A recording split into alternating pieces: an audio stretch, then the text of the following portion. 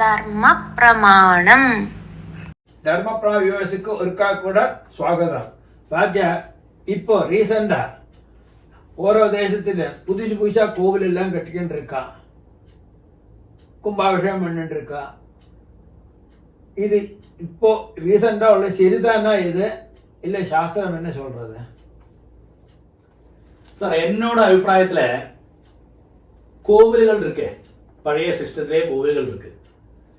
இருக்கிற கோவிலை நம்ம நன்னா மெயின்டைன் பண்ணின்னு வரணும்னாக்கும் என்னோட ஒரு பர்சனல் இது. കാരണം என்ன கேஞ்சா புதுசு புதுசா ஓரோ தேசத்துல ஓரோ இடத்துல ஓரோ கோவிலை கட்டுறோம் தோணுன மாதிரி. அது கழிஞ்சு கும்பாபிஷேகம் பண்றோம். പിന്നെ அங்க നിത്യവും ചെലവൊക്കെ കാശില്ലാക്കി വരുന്നത്.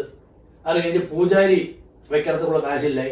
அது கழிஞ்சு ஆൾക്കാர்ட்ட எப்படியா தாங்க கோவில் கட்டியிருக்கோம், நீங்கள்லாம் டொனேஷன் பண்ணுங்க, நான் தான் அந்த கோவில் நடத்திட்டு போக வேண்டின்னு சொல்றோம். இதுக்கெல்லாம் எதுக்கு நிற்கப்பாரு?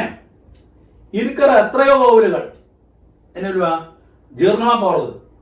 நல்ல பிராச்சீன காலத்திലുള്ള கோவில்கள் எல்லாம் ஜீர்ணமா, அதை நீங்கள் ഇത് பண்ணுங்க. അപ്പൊ അത് பண்ணி കഴിഞ്ഞാൽ அதுக்கு നമുക്ക് ശാസ്ത്ര ആൾക്കാർക്കും ഒരു இந்த കാലത്തുള്ള ജനങ്ങൾക്ക് കൂടുതൽ വിശ്വാസം വരും. കാരണം പ്രാചീന കാലത്തിലുള്ള കോവിലൊക്കെ ഇത് பண்ணേല് ഒക്കെ என்னவானது. അല്ലെങ്കിൽ പുതുശാ ഒരു നാളെ ஒரு സ്ഥലം இருக்க வேண்டிட்டு அங்க ஒரு இடம் இருக்க வேண்டிட்டு சும்மா ஒரு கோவிலை கட்டி வச்சுட்டு அங்க ஒன்றுக்கும் ഇതിൽ ആരും ഡൊണേഷൻ இந்த കാലത്തിൽ കൊടുക്ക മാട്ടാ. അപ്പൊ അതെല്ലാം മാറ്റേണ്ട കാലമെല്ലാം അതിക്രമിച്ചാச்சு. നമ്മൾ എപ്പോഴും പ്രാകൃത കാലത്തിലേ ഇരുന്ന് നിൽക്കുമെന്ന് ചൊല്ലിക്കഴിഞ്ഞാൽ അതെല്ലാം அந்த വിധിയെല്ലാം മാറ്റേണ്ട സമയം ഒരുപാട് അതിക്രമിച്ചാச்சு. அதுதான் அதோட விதி.